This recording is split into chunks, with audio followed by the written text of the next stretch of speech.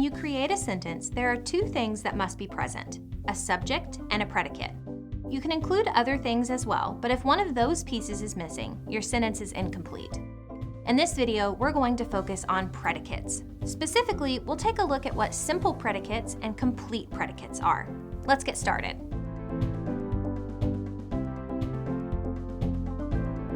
First, let's define what a simple predicate is. A simple predicate is the main verb or verb phrase of a sentence. This means that the simple predicate will almost always be just one or two words. Let's take a look at a couple of examples. Jason walked quickly toward his next class. In this sentence, the verb is the word walked, so walked is the simple predicate. Let's try another sentence. Amber was tired because she spent all night studying. In this sentence, there are two verbs, was and spent. The simple predicate will always be the main verb or verb phrase of the sentence, which is the verb that is most directly connected to the subject. In this case, the main verb is was, so that is the simple predicate. Now that you've got the hang of simple predicates, let's take a look at complete predicates. A complete predicate contains the main verb and all of the words that are attached to the verb. This would include things like adverbs, adverb phrases, and prepositional phrases. Let's look at our previous example sentence. Amber was tired because she spent all night studying. We figured out that the main verb is was, so we need to look for all of the words that are attached to the word was in some way. In this case, tired is a predicate adjective that describes what Amber was, and because she spent all night studying is an adverbial phrase that describes why Amber was tired. So we know the complete predicate must be was tired because she spent all night studying. Let's try a different sentence. Caleb swam in the pool all day. In this sentence, the main verb is swam. The prepositional phrase, in the pool, describes where Caleb swam, and the adverb phrase, all day, describes to what extent Caleb swam. So the complete predicate here is swam in the pool all day. Okay, let's look at another slightly more complex example. Jack finished his homework and played video games for a few hours.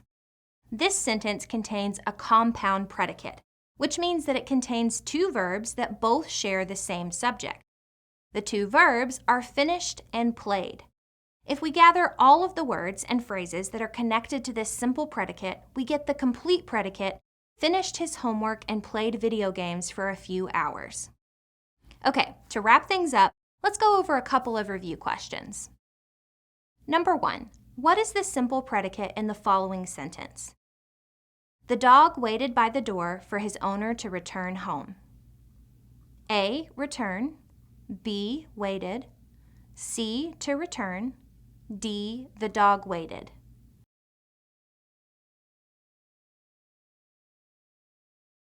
The correct answer is B. The simple predicate is just the main verb of the sentence.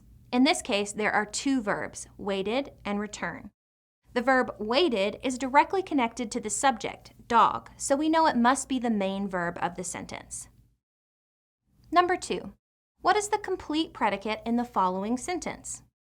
Chloe and Dave arrived early and helped set up the decorations. A, arrived early and helped set up. B, Chloe and Dave arrived and helped. C, arrived early and helped set up the decorations.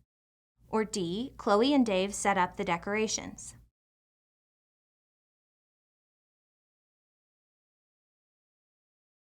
The correct answer is C. This sentence contains a compound predicate, arrived and helped. The complete predicate must contain all the words and phrases that are attached to those verbs.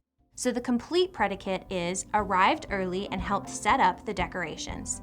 All right, that's all for this review. Thanks for watching and happy studying.